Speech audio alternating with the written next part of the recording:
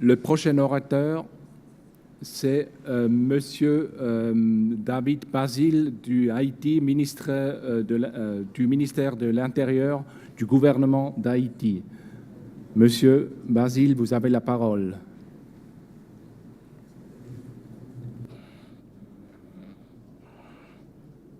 Excellences,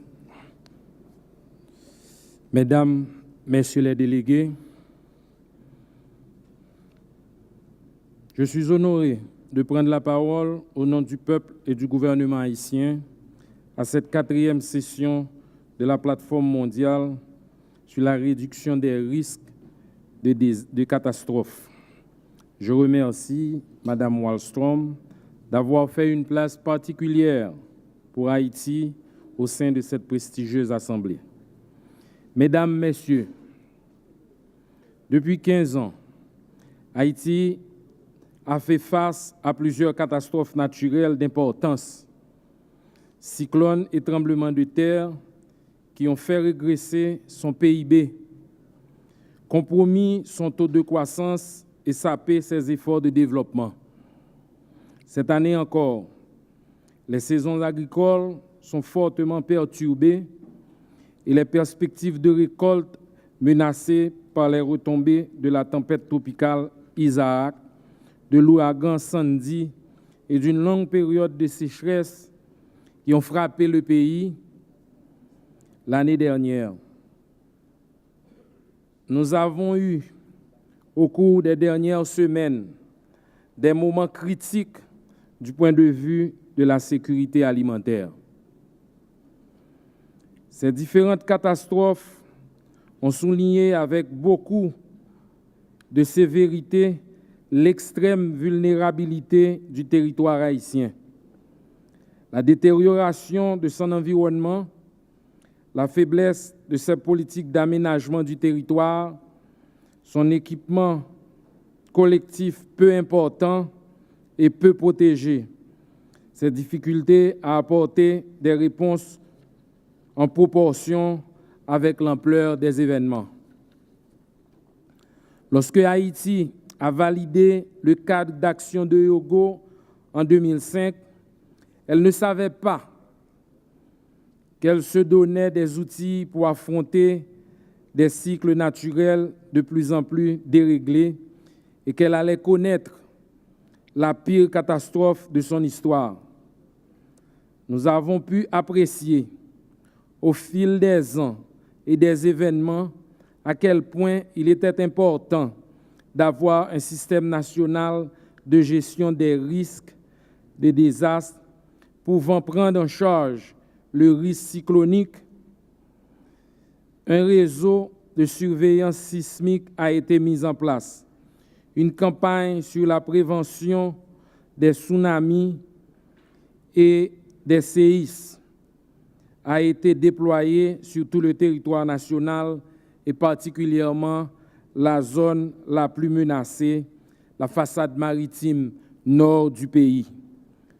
Le Premier ministre et le président haïtien ont signé au début de cette année une feuille de route pour la réduction du risque sismique. Mais nous avons aussi appris ces dernières années que nous ne pouvions pas nous limiter à la seule réponse au désastre ou à la préparation de la réponse. Nous avons compris que tout ce qui fait la fragilité du territoire et la vulnérabilité de la population relève d'un ensemble d'orientations, de décisions, d'actions qui dépassent la seule protection civile. La protection des châteaux d'eau et l'aménagement des bassins versants dans le pays le plus montagneux de l'archipel des Antilles est au cœur de la réduction des risques d'inondation créés par les cyclones comme par les pluies exceptionnelles. La protection des infrastructures sensibles, routes et communications, est essentielle pour gérer les catastrophes et diminuer les pertes au moment des chocs. Le changement climatique est une réalité sensible en Haïti aujourd'hui. Une prise en main interministérielle a permis de produire, enfin, la stratégie nationale de résilience au changement climatique et le Fonds mondial pour le climat a annoncé il y a 3 semaines l'éligibilité d'Haïti à des fonds conséquents pour commencer à prendre en compte cette réalité climatique dans le domaine agricole, renforcement de la sécurité alimentaire, dans les villes côtières et pour le renforcement des institutions de collecte de données climatiques. Il y a une indispensable coordination interministérielle à faire pour trouver le chemin de l'efficacité en matière de réduction des risques de catastrophes. Le gouvernement haïtien peut annoncer aujourd'hui sa détermination à mettre en place une plateforme nationale qui intègre tous les acteurs publics et privés concernés par la résilience du territoire et du peuple haïtien. Nous sommes prêts à faire tout ce qu'il faut pour renforcer les acquis, mais aussi affronter les défis du CAH2.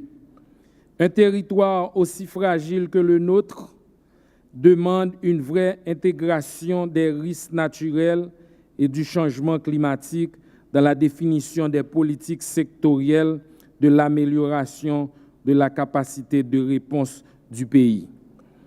Ceci implique des réformes institutionnelles fortes, un dialogue ouvert et approfondi avec le secteur privé et les communautés locales et une orientation des investissements publics et privés.